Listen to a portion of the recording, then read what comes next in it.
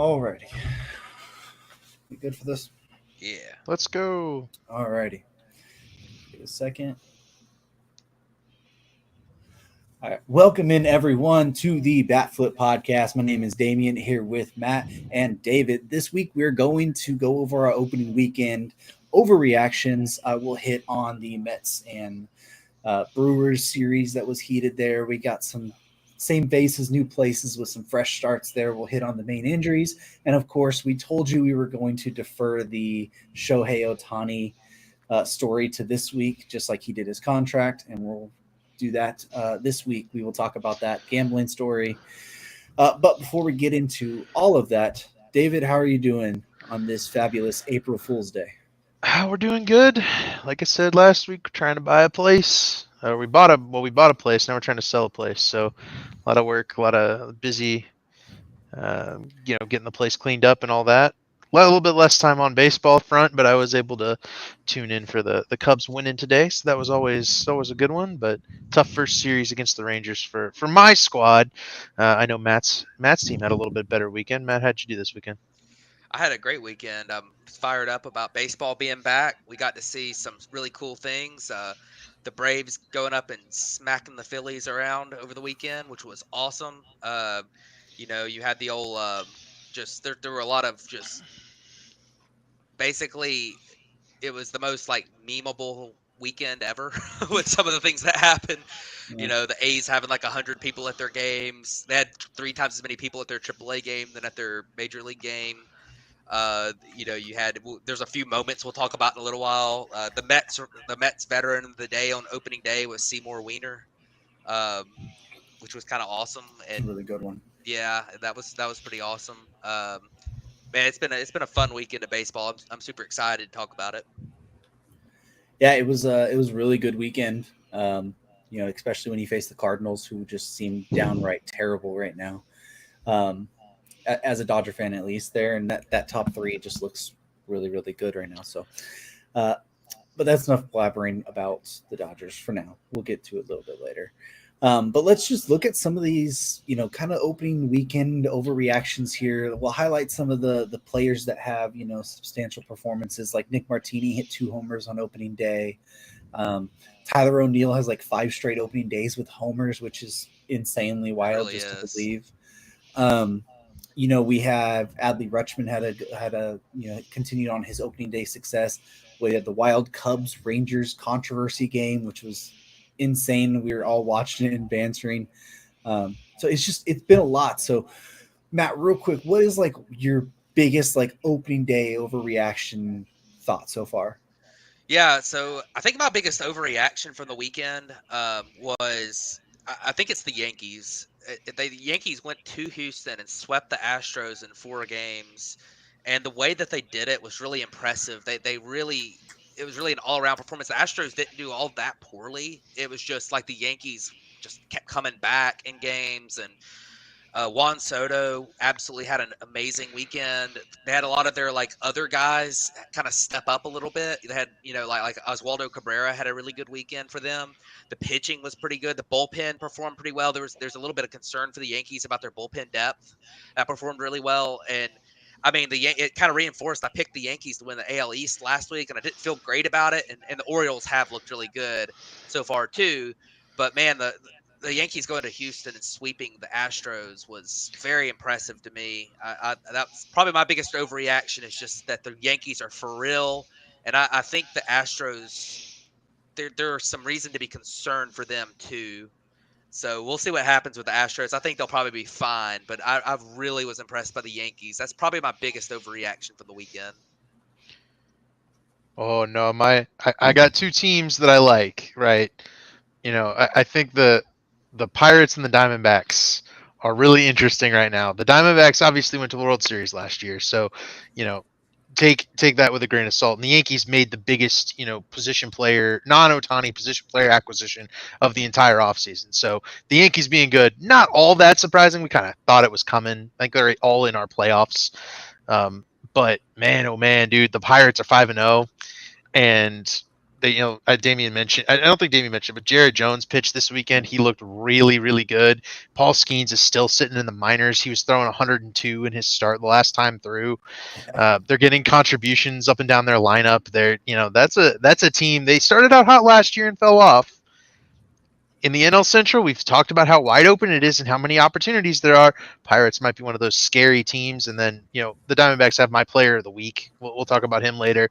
And they signed Jordan Montgomery. That's a huge deal for them. I think that team is playing with a lot of confidence, coming off a World Series run. Think the Diamondbacks and the Pirates. My overreaction would be those teams are both really good, and they're going to follow up on what we've been kind of talking about over the last couple of weeks with a good year. Yeah, as far as the Diamondbacks are concerned, it's not that hard to look really good when you score 14 runs against the Rockies in one inning, which was just obscene, stupid that happened.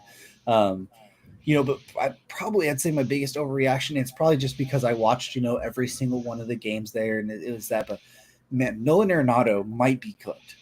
Like, he struggled to end last season, and he does not look good right now. Like, he was like 0 for 13 to start the year, and his one hit that he had was like, it wasn't even a hard hit ball that you thought was going to go, anywhere. It's just like he pulled it down the line, just kind of got out in front of one. So that might be my biggest overreaction, is like Nolan Arenado, who, has been an all-star for, who knows how long now, won a Gold Glove every single year he was in the majors until this last year. But man, his bat looks really, really slow. But also within that same kind of overreaction thing, the Cardinals might be one of the most fun teams to watch this year. Just seeing the bottom of that lineup have Victor Scott, Mason Wynn, and Jordan Walker. Like, Victor Scott, it is absolute. Like, Ollie Marmol literally said, "Hey, whenever you want the green light on the base, just go." And like, he was doing that. Like, it was insane, like how fast he is. So that might be my biggest overreaction. That like Arenado might be cooked, but the Cardinals might be fun to watch in that aspect. But one part of the opening weekend that we wanted to hit on just a little bit more was that Cubs Rangers controversy game, just a little bit, real quick, because we were all watching it there, but it was a close game, back and forth, and then it was like, I think, was it Michael Busch was on second base? They were Was it a tied game at the time, or they were down by one? They were down. It was down by one. We were down. Yeah, down by one. They were second and third, I think, down one when it happened. It was just Busch was on third. Busch was on second, wasn't he? I think they had he came from second to third. I think it was first and second. Scored because when Jonah Heim didn't pick up the ball because he was complaining about the call, the second run scored. Either way, we are very not smart on this podcast, as you can tell. Anyways, there was a foul tip ball that was like clearly foul tipped. Jonah Heim was like claiming, like, hey, put his glove to the umpire, like, it's foul tip ball. The ball's rolling to the side over there. The umpire's like, nope, it's a pass ball. Anyways, the 1 or 2 runs, whatever it is, ended up scoring there on it. It was clear as day. It was foul tipped though. But that's not a reviewable call. And everyone's like, hey, the Cubs the Rangers just got screwed here. The Cubs got incredibly lucky. And then like the next inning, Travis Jankowski came up and hit like the tying homer or something, which like pinch hit tying homer. Bottom of the ninth. Yeah, it's just, it was all like so weird. And David, I know you didn't say much, like you weren't able to watch much, but that is your team. And obviously you were in, did see it. Like, what were you thinking in that entire incident and like the aftermath of whatever happened? I when I see it, Jonah Heim pick up the ball and it doesn't happen, right? Like, don't sit there and argue with the umpire, and you hold the runner, and because Busch didn't go initially, right? So I looked it up. He had made it to third, I think. Either he made it to third on the wild pitch, or he had made it before, but he started on third base, and he starts to go, stops, and then sees Heim is turned with his back to the ball, and he just runs home. And it's like, you got to just go pick up the ball first. You can argue the call later because, it was a bad call. and that was going to be one of my other overreactions. Is I think the umpiring this year has been worse than it's been in years. I was about to It has say, been horrible. Bush got a call on him today. The ball was 3 feet. It was like a foot above the strike I zone, saw that. and it called as a called strike. And I'm sitting there like, dude, Michael Bush is a rookie trying to figure out how to hit in major leagues, and you're calling strikes on pitches at his neck. Like, I feel like the umpiring has been horrible. I think that's a product of it. So There was that call go ahead, Matt. in the Braves Phillies game on Saturday too, where Max Fried threw a pitch right down the middle on a 2-2 count Oh with the yeah, base floated. They called it a ball. It was literally right down the middle. It wasn't even on the corner or anything. Yeah. It was just and it wasn't one of those where like the catcher someone's stealing and the catcher jumps up or the catcher set up like way inside and slings his glove across the plate. Like it wasn't a perfect frame job, but it was not like he caught it weird or something. And I couldn't believe they called that a ball. And it ended up costing Max Fried his start because he walked him on the next pitch, and then he gave up 3 runs and they got pulled in the first inning. So that was a pretty big deal in that game. And the Braves ended up winning, but it probably hurt them a lot yesterday because their bullpen was taxed from that. So, yeah, a lot of bad umpiring calls. I saw the one today that you were talking about with Michael Bush and um, there's been some rough ones so far this year, but hopefully, I mean that I will say one thing: it is early in the season for umpires, and sometimes it does take a little bit of time to get where you're seeing the ball really well. You see it with hitters all the time, and I guess they'll probably be a little bit better as the season goes on, but. I think it's definitely a good time to, look into that challenge system a little bit more, as that's something that's been going on in the minor leagues for a while now that it seems to be working pretty well there. So. Yeah, it'll be something that they'll look at in the future in CBAs and whatever. But, some other stuff we wanted to hit on from opening weekend real quick was some of the injuries that happened while we're talking about all this. In that Cubs Rangers series, Justin Steele went down with a hamstring injury. On a dribbler down the line. He went to go lunge for it. He was throwing today, which I saw, but I think counsel said that he's supposed to be out the month of April. Yeah. There you had Royce Lewis, who let his first at bat hit a homer, picking up right off the playoffs again. His second at bat was, I think, either a single or a double. But as he was rounding second or getting there, he hurt his hamstring as well. Sounds like he's going to be out at least a month, if not longer. They're thinking it's a pretty long-term injury. And then Sean Murphy, he hurt his oblique during his swing as well. He was immediately put on the IL. So he'll be out for, those usually take 4 to 6 weeks, somewhere in between 2, depending on the grade of it. But some key players for these key teams that are going to be out for a while. So definitely wanted to hit on those injuries real quick. Yeah, the Royce Lewis one is pretty big. I really think he was headed for a breakout. That really sucks too. He's dealt with so many injuries, and he came out on opening day and hit a home run in his first at bat of the year. We're so excited to see him, and then he gets on base again, and he's rounding second, and pops his. I think it was it his hamstring or his quad? I thought it was his hamstring. It was either way. It was a upper leg muscle. Yeah, I think Caminero was his quad today. Oh, I didn't even see that. But yeah, and then of course Justin Steele. That really sucks. You hate losing your ace like that, especially for a team like the Cubs that, I think the pitching depth that they have is not – they don't have a guy to replace Justin Steele. Like, that's a pretty irreplaceable guy. Imanaga looked really good today, but I think you were kind of counting on Imanaga to look really good as part of being with Justin Steele in the rotation. But, that's a big, big hurt for the Cubs. Yeah. And Sean Murphy, the Braves do have Darno, who is fine for, to play every day for a month or so. That hurts a lot, though. Sean Murphy's probably a top 3 catcher in baseball right now, so that hurts. They did say it was a grade 1 oblique strain, so he probably won't be out a super long time, but they said he would be out a quote-unquote a while. So my guess is probably like Damian said, like 4 to 6 weeks probably, and he'll be back. But you don't want to start your year with an oblique strain. Those can be tricky. It's kind of like pitchers with shoulders. There's so much strain on your oblique in a baseball swing that's one that can linger. So hopefully Sean Murphy, they take it easy with him and he comes back full strength when he comes back. So it really does suck to see so many injured players in week 1. It does. And, Yeah. you mentioned the pitching depth for the Cubs. The depth is great if you're replacing the fifth starter. Yeah. It's not so great if you're replacing the ace. And it was high, that, and, Albert Alzolay is the closer. He gave up the home run to Jankowski.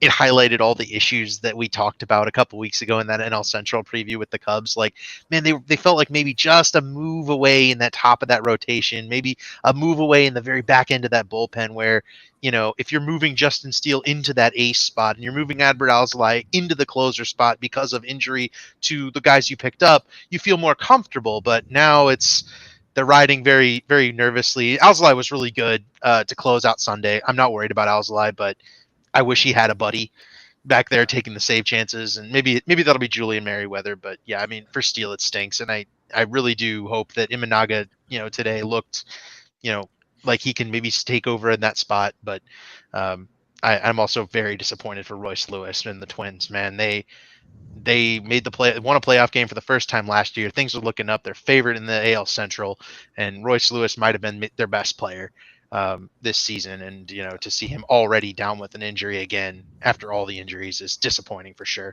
Yeah. The good Yeah, it news for sucks the for the guy who has, like you said, battled. yeah, I was gonna say the good news for the Twins is that Royce Lewis isn't out for the year, and they are pretty. I mean, I guess one of our overreactions could be how good the Tigers looked this weekend, even though it was the White Sox they were playing against, especially their pitching. But the Twins are clearly the favorite in the AL Central, so they could probably weather the storm until they get him back. I think that's the one thing that really hurts about Justin Steele is that they're going to be in a dogfight for the division. So losing him for even like a month is a big deal if it costs you like 2 games. So that might be the difference at the end of the season. So, but yeah, it sucks. Yeah, it does suck, and there's not much really else to say. You guys covered that, so let's jump over to talking about the Mets and Brewers opening series, and really the Rhys Hoskins versus Jeff McNeil saga that was. Rhys Hoskins made a play into second base, trying to break up a double play. He slid late, but within the rules. Like it was a hard slide you see all the time. McNeil wasn't happy about it, so he basically stood over him and started yelling at him, and then there was a whole thing. Benches cleared. It really wasn't, much of a brawl or anything, but it was just still really funny. Like you see the complete different sides of it, especially how the game is turned now. We're protecting players more, but yet most fans are like, that's a baseball play, and what's the real problem here? Obviously it's the Mets, so we're all going to laugh at the Mets because they're easy to make fun of there. But David, what was your whole take on the Rhys Hoskins, Jeff McNeil situation there? And do you think there's really any merit for McNeil to be mad at? I mean, baseball player is going to baseball player, right? And the Mets have been on the receiving end of hard slides before. That said, I mean, I don't think anything Hoskins did was particularly egregious. And I'm here defending the Brewers, which I hate defending the Brewers. Feels icky. But, that Hoskins didn't come off the bag. We've seen hard you're supposed to try to interrupt the player any way you can. That's your job as the base runner if there's a routine ground ball, right? But you can't try to hurt him. I don't think Hoskins was trying to hurt him. He just slid hard, and obviously McNeil taking exception to that. And look, we've had our first brawl of the season, had to get it out of the way sometime. And I think Rhys Hoskins got the last laugh, hit a home run. Brewers swept the Mets. I think that kind of tells you everything you need to know about the attitude in the Mets clubhouse. A lot of pressure over there. And the Brewers playing a little bit more relaxed right now. And I think that carries over from how the handling of that incident was handled by those Mets infielders. Yeah, it's extremely hypocritical for Jeff McNeil to get upset about that because he's been known to slide like that pretty often and in way worse ways than what Rhys Hoskins did. And I mean, I don't understand why he's so upset. I mean, it's one thing, and I'm sure he's frustrated because they're losing. And he, that's fine. Like if he kind of said after the game, kind of like, we weren't winning. I was frustrated. I looked back and looked at it. It wasn't as bad as I thought it was when it happened, type thing. But he kind of doubled down on it, and then, they threw at Rhys Hoskins the next day, and they threw high after he hit a homer. He hit a homer, and I think he had a 2-run double in the first inning, and then he hit a homer. So and then their reliever came in and threw at him. I think Johan Ramirez maybe was who it was. But anyways, yes, they threw at him, and he kind of threw up at his head. So I mean, that's ridiculous. Like, I don't understand why it's one thing to throw it if he slid 10 feet off the bag and you throw at him in an uncompetitive game. That's one thing. If he's like, that play was not bad at all that he made, and I mean, I don't understand why the Mets are so upset about it. So, I think there might have been a little bit of history with Jeff McNeil and Reese Hoskins. I think Jeff McNeil's been upset with him before, so that's probably a big part of it. But man, because of course with Reese Hoskins being a former Philly too, in the Mets. But man, that was I thought it was pretty egregious what the Mets did, honestly. And Oh man. I mean it. I don't know. Like that. They're if they're gonna be like that, then they're not gonna make friends. They're gonna get smacked around this year. The one thing I want to push back on. Go ahead, man. I already talked. I was just gonna say, I think Reese said it the best. Is that there's a way to police the game, and like players have done it for a long time, but throwing at somebody's head's not the way to do it. Like had they came out and just like thrown at his leg, and hit him and sent the message, warnings would have been issued, and then they would have moved on, and nothing would have happened. And he would have been like, "Hey, you didn't like it, but you policed it. Like that's how it was. Let's go on from there." But that's not how they took it, and then it now, once they were getting them beat by him again, the Mets were like, "Oh, we can't have this," and like, let's just take it up to another level. All right, I get to push back on both of you then. I don't think that the right move is to throw at Hoskins at all, right? Because obviously he's not. He already believes he's not doing anything wrong by sliding in, and the umpires didn't either. So if you're throwing at him, not only are you saying, "Well, now you're in our head," but you're also putting a guy on base in the late innings of a game that you are already, the Mets were, I think, 0-2 at that point, right? Like they've already lost 2 games in the series. Like that is quite simply a complete loss of cool from the team. Like at that point, you let it go because you've made your point. McNeil yelled at him. The bench is cleared. The point's been made. They didn't like it. Throwing at him on top of that makes everybody like assured that this Mets team does not have it together. They're not going to be able to handle the rigor of the season. Maybe that's another one of my overreactions. Mets are terrible. They're going to be like 90+ game losers this year. One last thing to mention here is, and on on what you were talking about, David, is that the Mets have a brand new rookie manager in Carlos Mendoza. So this is his first time he's ever had to handle something, and I think that he just handled this really poorly. Like that was just I mean, it was. I think that's kind of the takeaway for that thing. And he's a rookie manager. I think he just doesn't. I don't think he's like. I think it shows a little bit of weakness in him that he can't kind of come to the players and say, "Hey, look, this wasn't that bad." Like he needs to have some kind of discretion and policing of it within the team and keep them on the right track. But it seems like he just kind of leaned into him, saying, "Oh, go throw at him," And so that's where I'm gonna push back against Matt on that aspect because first off, baseball players are never gonna keep cool heads. I mean, that's the job of the manager is to help them. But here's the thing: as a rookie manager, like you have to show what kind of manager you're going to be. And if he's saying like, "Hey, I'm gonna let you guys as a team stand up for yourselves," if it's right or wrong, who cares? Like we can argue that all day long. Like if it was Bruce Bochy in that situation, it probably gets handled differently. But as a guy who's 2 games or whatever into his managing career. Like if he rolls over there and was like tells the team that like the team could turn around and revolt against him as a rookie manager as well. Like baseball is a way of like Nate mentioned in the chat here, like baseball is a game of unwritten rules and most of them are frankly stupid. And this is probably one of them where like, hey, you have to react to somebody doing something to your team. And if you don't, you're looked at as like a bad leader.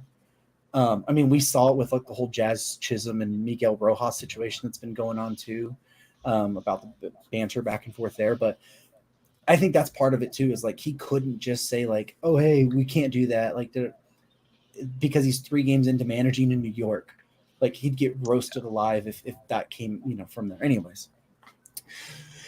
But so let's jump over, just highlight some of the free agent people or international players that came over and have had really good starts to their new, the new season in a new place. Looking at some pitchers real quick, we had Jack Flaherty, in his Detroit debut, went 6 innings, 4 hits, 1 earned run, no walks, 7 strikeouts. I believe that was against the White Sox. Frankie Montas had 6 innings, 4 hits, 0 runs there, 0 walks, 6 Ks as well. Corbin Burns was, started the first game of the American season, against the Angels there. He had 6 innings, 1 hit, 1 earned run, which was a Mike Trout homer, but 11 strikeouts there. And then today, Shota Imanaga in his Wrigley Field, Cubs debut had 6 innings, 2 hits, 0 runs, 9 strikeouts. I think he had like a no hitter through 5 2/3 or something. So just some really good pitching performances there for some guys with, in fresh places with a fresh start kind of.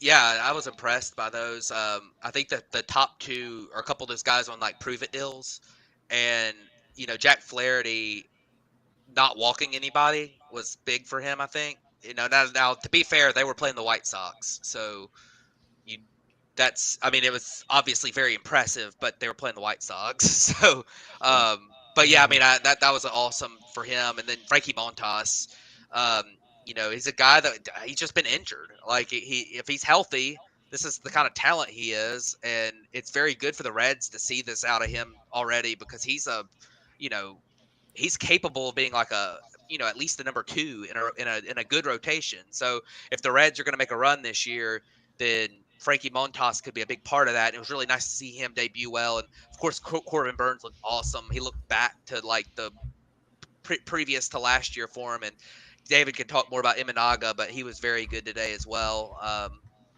Against, of course, that was the Rockies, but he was very good. And, you know, looked like the real deal. So, and the Cubs desperately need that, especially with Justin still being out. Right, and want to note Corbin Burns is my Cy Young pick. I've been hoping Yeah. for performance like this, and I think the Orioles have too. And Yeah. they carried it on. Grayson Rodriguez was also really strong Yes. against the Yeah, Angels he this was. week. I think Grayson being able to step in there and see what Corbin is able to do. They both have such electric stuff that Corbin's presence in that rotation is going to amplify the performance I think of Grayson Rodriguez and give him something to build off of going towards the future. Frankie Montas is interesting because he's going to have to play in Coors Light in Cincinnati, where the ball is going to start jumping out in the summer when it gets warm. So, maybe I won't overreact that Frankie Montas is going to be really good.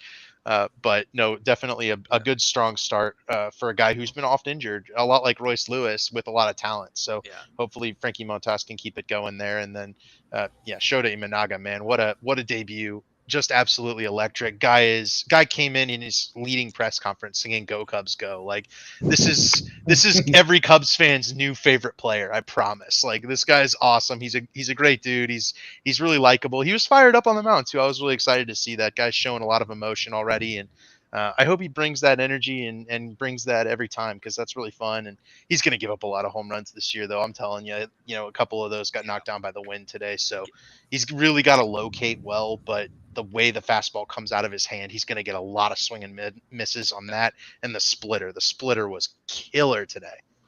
Yeah. I want to mention one more.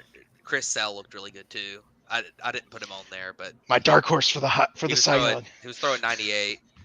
So Well, if we haven't talked enough Braves yet, we'll get to another Brave right here in a second as well. But let's jump over to some hitters now, and we don't have as many of these, but quick start. The Braves pulled the Braves here. We had Jared Kelenic. He's 545 batting average so far in the year, 211 WRC plus. He's looked really good. Teoscar's hit 3 homers for the Dodgers so far. It's good to see there. But obviously, I think the big one we have to talk about, the big, big position player move. We hinted at it when we were talking about the Yankees sweeping the Astros there, but it's the start to the season. Juan Soto's had, he's 9 for 20 with a homer, 529 batting average, 600 on base, 765 slugging, almost a 300 WRC plus. And not just that, but, he looked pretty good defensively. He threw a runner out at home in the 9th inning there to help save one of those games as well. So the Soto to the Yankees fit has seemed like it's seamless as well. And, he could be primed for that MVP season. And I think we've all kind of been waiting from a Juan Soto.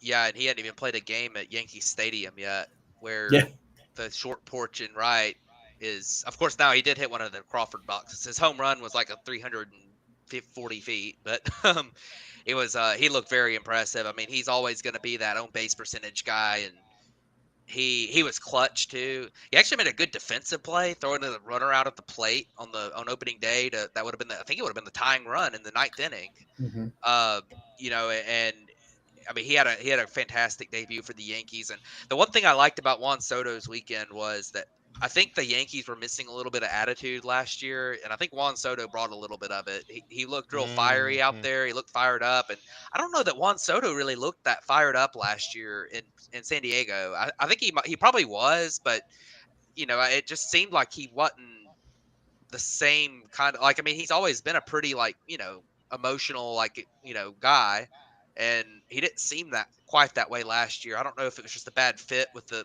clubhouse and with the the management stuff, but he looked really good for the Yankees, and that's the guy that can drive the train for them if they're going to do really well this year. So that was very, very big one. And I do want to shout out also Jung-Hoo Lee made his debut in the U.S. That was a big signing, and he looked pretty good too for the Giants. He had a 370 on base over the weekend and a 500 slugging. He hit his first home run. He looked pretty good as well. So he did not look overmatched whatsoever in the big leagues. So that was another one I just kind of wanted to shout out. His numbers weren't as good as these guys, but he was still good. Yeah, Juan Soto. I think maybe the biggest development is that defense that Damien talked about, right? We talked a lot about Juan Soto and the prospect of acquiring him last offseason, and then the prospect of signing him to a mega deal this offseason, right? And a lot of that talk is prefaced by the fact that he is not a good fielder, but he's putting in work. Right, the Yankees have put him in right field, which is a far more defensively, difficult position due to that throw to third base that you're going to have to make. Juan Soto's arm is good, right, and if he can provide a little more range than he has in the past, I think Juan Soto can very minimally be a decent right fielder, if not even a good right fielder going forward. And they've talked about how much work he's put in the outfield. So for a guy like Juan Soto with all the offensive upside, with the plate approach of like Joey Votto or Ted Williams, to also be able to prove that he can play outfield at a solid rate that isn't detrimental to the team, that'll be, I think, very important for the Yankees, and then for his free agency at the end of the season, as he kind of goes into this contract year. We see guys play up all the time in their contract year. If he can prove he can play the outfield, I mean, what he'll get more than Judge, like, you know what I mean? He's going to be a big contract. Yeah, I don't think he's better than Judge, but I think he could get more because of the health track record. And the youth, right? He's 26. Judge was 30. Yeah. So. That's right, yeah. Yeah. It's going to be interesting to see what his free agent contract looks like compared to that, what was it, a 14 or 15-year, $440 million deal that he supposedly turned down with the Nationals. I'm interested to see what that looks like in free agency now. I'm going to be very interested by that free agent deal, because I think that Boris is going to want to get him paid like Ohtani did, but I think Ohtani is just an entirely different animal. Right. So I think that's going to be another one of those free agencies that's just it's going to be a mess, because they're going to be asking $700 million, and teams are going to be telling him, "We'll give you $500." Like, they're going to be hugely apart. I just think he's a Yankee, right? Probably, yeah. Yankee fans in the chat will be very happy to hear, but I do not think the Yankees let him leave New York by the end of the season without a deal. It could get nuts, similarly to how it got nuts for the Dodgers, right? The Dodgers end up paying a ton of money for Ohtani, but they do it so creatively that that money's not going to get seen for a while, and the technical amount isn't all that much. So I think the potential for Boris is he asks for more AAV like than Ohtani got in that. What Ohtani's deal was like $447 million against the luxury tax or something like that. It's 46 per year basically. Yeah, I think Soto and Boris try to beat that as opposed to the 700 total guarantee, because they know that Ohtani just is the DH. That's kind of what he's getting, and then the rest of it is kind of the because he can also pitch on top. I think that's what they try to beat, and that at least is something that other teams are going to bid on. Yeah. So, and remember, that's me pretending Boris has been smart, which he wasn't this year. That's for sure. And remember, Juan Soto, I don't think he's leaving New York, but he might.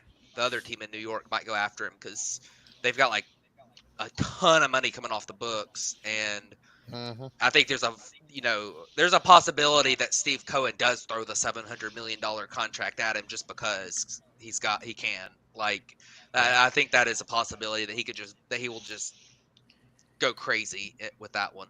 So, You but we'll can't see. forget It'll that be the Yankees interesting. are the Yankees too. The They Yankees are. will throw money. They can throw money around, and they They will. they So can, but I don't know if they'll. I don't think they'll think it's worth it to throw that much money at Soto.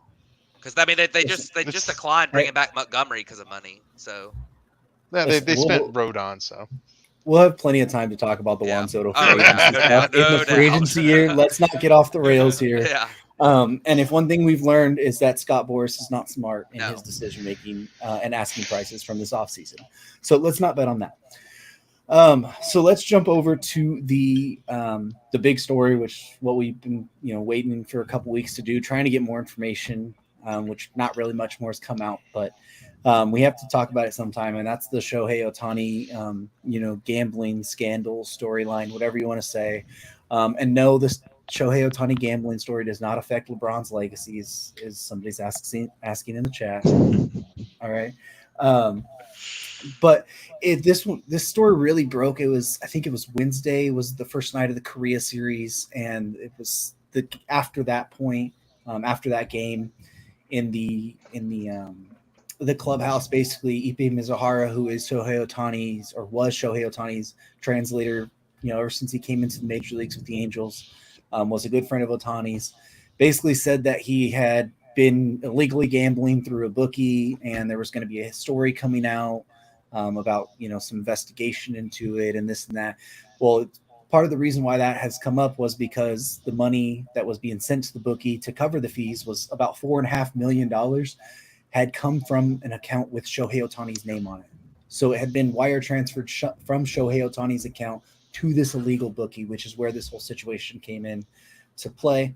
Um, and then there was some false stories or misread stories where like eBay had told people like, oh, Tani had covered the debt for me. It was him doing that. Well, like through the story stuff, Otani had never knew that any of this had happened. He had had a co-signer on the account. I'm pretty sure it was probably eBay anyways. Had direct contact there, but this has been a massive story. There's going to be a long federal investigation into it. We're going to get a lot more information before this is ever resolved, but it's been obviously Ipe has been fired by the Dodgers. Everything, he's under investigation. Otani's been very vindictive in his statements of saying that he was stolen from. This is basically he's defrauded or whatever. But it's a massive, massive story, and I know you guys both have thoughts as well to it. So, um, just whatever the story is going to lead to, we don't know yet, obviously. But David, what was your whole thought when this whole story came out, and then what we've kind of figured out in the 2 weeks or week and a half since it initially broke? I mean, my first thought was this guy's just taking the fall so Major League Baseball doesn't lose the face of their league right now, right? That's my first thought off the rip, and I don't know that is accurate, but that was my first impression. Since then, I've kind of acknowledged the fact. I think Pitching Ninja is a literal lawyer, and Yeah. he made a video on this noting that the language Otani is using, which Otani would never make these statements without console from the lawyer. From the lawyers and them telling him what to say, but he's been making the statements of having been robbed, defrauded, etc. And those are not statements that you can make typically unless you are like as the guilty party, right? You make those if you are the innocent party that has been robbed of, and he's got lawyers consulting him, so it's like that you generally don't do that. At the same time, like that kind of the pieces would fit if Otani had that issue, but with a federal investigation you're going to find all that out anyway, Yeah. so Mm-hmm. it's not really something that you know he's going to be able to hide if it was him. And I really hope it wasn't, because Otani's an incredible baseball player, and I don't think that um, you know that should be something we should lose out on Otani's performance because of this. Yeah. Um, at the same time, right? If it was him, like if there was some reason that he is gambling on games, I don't think that's necessarily even just something that's limited to Major League Baseball, right? This is a sports problem Yeah. where gambling on games, which is fun for all of us, right? We love gambling on games. We'll do it now and again too, all the time, right? But if you've got athletes betting on games, if you've got referees betting on games, which we have documented proof of in recent years is happening a lot, then we're losing it's like sports are being run by the sports books. And you see it all the time with all the ads for sports books and stuff. It's like, ESPN brought to you by ESPN Bet announcing that Otani's gambling scandal and some players being suspended from the NFL because he's gambling. Like, well, it's legal for the players to do it. Why are they allowed to sponsor sports pages? It's like it's very hypocritical, and it's definitely eating away at the integrity of sport if the players are also participating in the gambling. Right. I will say for Matt, real quick for you, the information that has come out, especially from the bookie, who there has been some interviews with the bookie, is that even Mizuhara, if it is Otani's fall guy or whatever, there were never bets on baseball, so he wasn't betting on his baseball games. That has been said. So not like he's betting against himself. It was other NFL, college football, NBA, international soccer. So just that he wasn't betting on actual baseball games that he was participating in, or that he had insider information in, at least. Yeah. But go ahead, Matt. Yeah, I mean, everyone talks about Ohtani being the GOAT. I mean, I guess he just wants to be like Michael Jordan with the betting. But, but yeah, I'm with David on it. The first thing I thought of was, man, Ohtani. He's been betting on games, and he's using a bookmaker to, or he's using his interpreter as the fall guy, and But I do think a lot of the stuff that's come out has kind of made me think. That's probably not the case. Like David said, there's the stuff about the way that a lawyer would word things of if you're being accused of something, and then I just don't the way that I don't think either one of y'all mentioned yet that the interpreter himself has been like a pathological liar about his history. Like, he had lied on his resume about where he went to college. They said they had no records of him attending the college he said he went to. I think it was UC Riverside. Is that what it was? And then he said, I think he had put on his resume about working for the Red Sox, and the Red Sox said, no, he didn't work for us.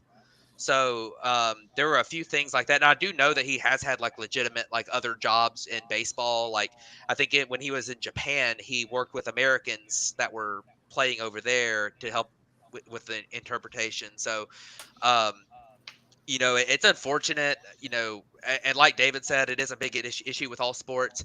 As far as Ohtani goes, hypothetically, if he were betting, I wouldn't really care that much as long as it's not on baseball. Now, it's with an illegal bookmaker, but I am interested in what MLB's reaction would be, and just in general, if anybody else did it, like not necessarily just Ohtani, but just like how would they react? Because obviously, baseball has the history where it's a no tolerance for betting. You had the Black Sox scandal where that was, of course, that was point shaving, so that was different.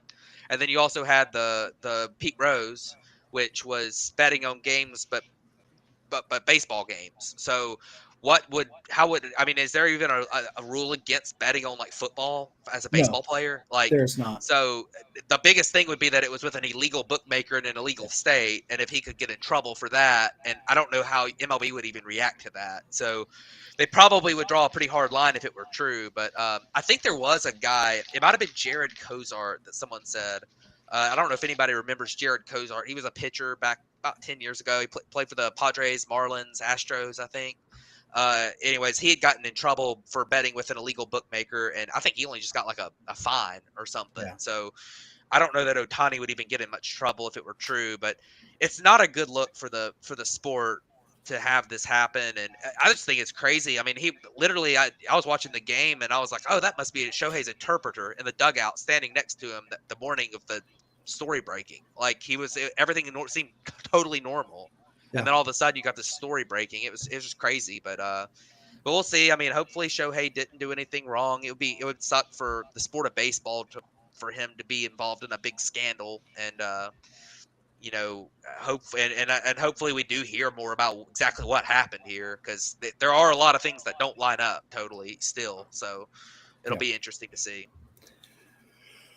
Yeah, so I'm gonna try not to go as much in depth because I'm Yeah. probably gonna be more biased on it. But um, there is no rule for baseball players to have they can bet as long as it's not on Yeah. baseball. That is not a thing. Like in football and like in the NFL, you're not allowed to bet like at all.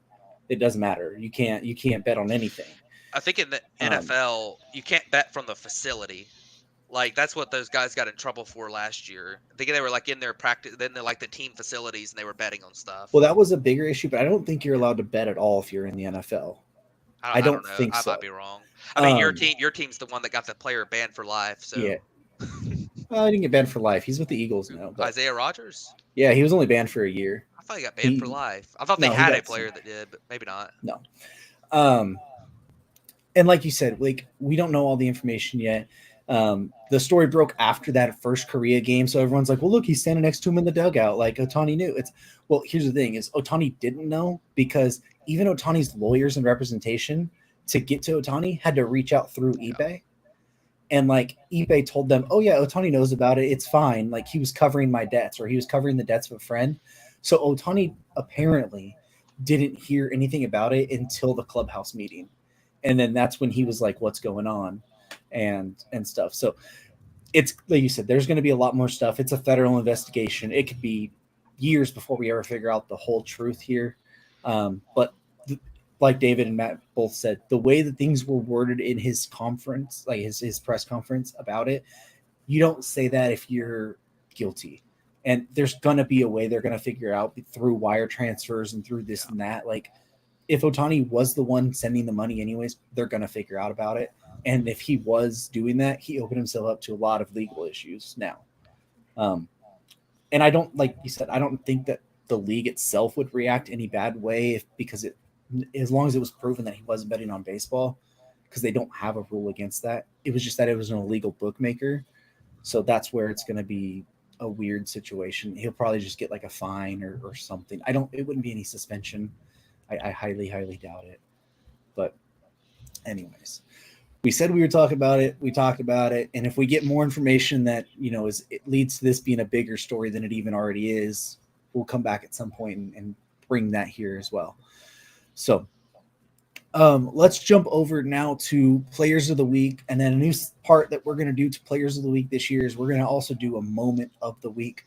So we used to pick one pitcher, one hitter each. This year we're just going to pick one player and then just kind of highlight a moment from that week in baseball that we wanted to talk about. Sometimes we're going to be biased because those are obviously the games we watch the most. Most of the times we'll try not to be, but we're going to start with David. Let's start with players of the week first, and then we'll jump to moments of the week. So, David, who do you got for your player this week?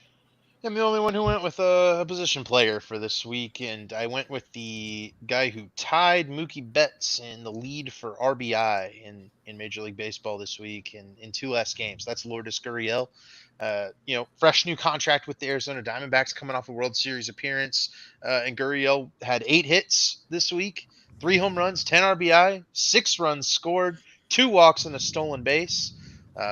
Just a plethora of counting stats, right? He was awesome this week. And obviously, this weekend they were playing the Rockies. We mentioned that the Diamondbacks looked good, right? The Rockies are going to team that's going to make teams look good, I think, this season. But that's 10 RBI in a week is nothing to sneeze at. That's a monster performance, and I think Lourdes Gurriel is a guy who has been really consistent on that front, being able to have those really hot weeks that can carry an offense from time to time and overall end up looking like a league average hitter. But, what might even be most interesting about this whole bit is that he walked twice and he hasn't struck out a whole lot early on. Very early for those trends to stabilize, but the fact that he is putting together a few good plate appearances gives me some encouragement that maybe he can develop a little bit into a more dangerous designated hitter going forward. Maybe a little bit of a straight pulling at the strings a little bit of the numbers, but I'm really excited about this week from Lourdes Gurriel. Yeah, I'm with you, David. That's a good pick, and he feels like one of those guys that at some point he's going to have a really big season, and maybe this is the year that he does. Like if he's kind of like Yandy Diaz, but he plays a reasonable outfield where he always has hit the ball on the ground so much. But if he can get a little bit more ball in the air, then he could have like a Mm-hmm. huge year at some point. But The guy I picked was actually somebody who probably flew under the radar because he actually got the loss in his game, but it was Garrett Crochet. We talked about last week how he was going to be the opening day starter for the White Sox, and everyone was making fun of it. But I was like, you know what? Garrett Crochet was a first round draft pick. He was a top 15 pick. He was a very highly thought of prospect coming out of Tennessee, throwing extremely hard. He came up to the big leagues. He got injured. I mean, he had comparisons to like Randy Johnson and Chris Sale like coming up, and he got injured and he just dealt with injuries a lot, but the talent's been in there. And I think that we saw in that first game, six innings, no walks, 8 strikeouts, 1 earned run, 5 hits against the Tigers. Tigers aren't a great offense, but I thought it was really impressive for Crochet, and I believe it was actually his first career start too, to come out there on opening day in his first career start and look as good as he did, and to pitch 6 innings as a guy who's for his entire career in the big leagues has been a reliever.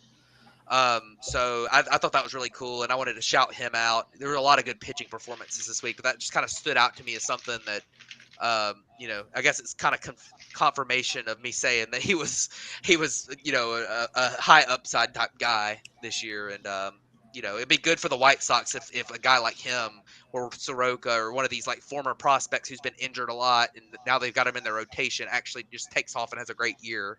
It would be big for them going forward.